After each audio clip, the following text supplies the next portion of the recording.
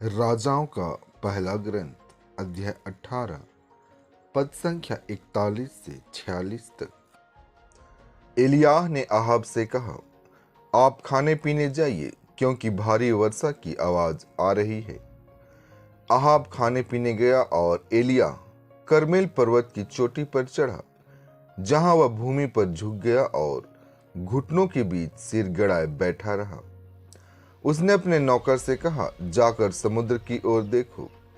उसने जाकर देखा और कहा, कुछ भी नहीं दिखाई पड़ रहा है। एलियाह ने उसे 7 बार देखने भेजा।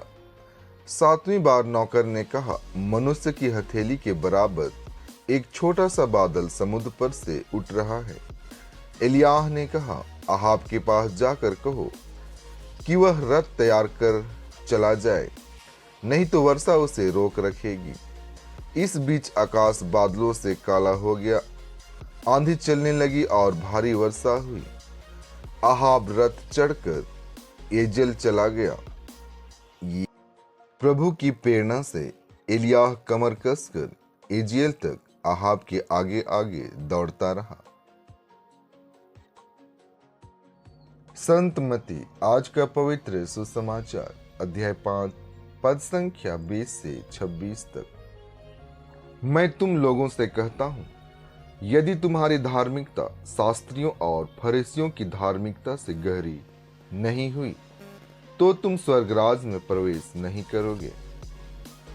तुम लोगों ने सुना है कि पूर्वजों से कहा गया है, हत्या मत करो। यदि कोई हत्या करे तो वह कचहरी में दंड के योग्य ठहराया जाएगा। परंतु मैं तुमसे यह कहता हूं, जो अपने भाई पर क्रोध करता है, वह कचहरी के दंड के योग्य ठहराया जाएगा।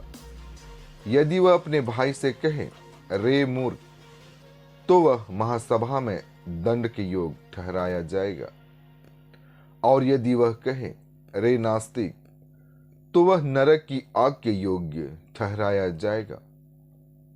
जब तुम वेदी पर अपनी भेंट चढ़ा रहे हो और तुम्हें वहां याद आए कि मेरे भाई को मुझसे कोई शिकायत है, तो अपनी भेंट वहीं वेदी के सामने छोड़कर पहले अपने भाई से मेल करने जाओ और तब आकर अपनी भेंट चढ़ाओ। कचहरी जाते समय रास्ते में ही अपने मुद्दे से समझौता कर लो। कहीं ऐसा ना हो कि वह तुम्हें न्यायकर्ताओं के हवाले कर दे, न्यायकर्ता तुम्हें प्यादे के हवाले कर दे और प्यादा तुम्हें बंदी गृह में डाल दे। मैं तुमसे यह कहता हूं, जब तक कौड़ी कौड़ी न चुका दोगे, तब तक वहां से नहीं निकल पाओगे। इन वचनों के द्वारा आपको आशीष मिले। आमीन।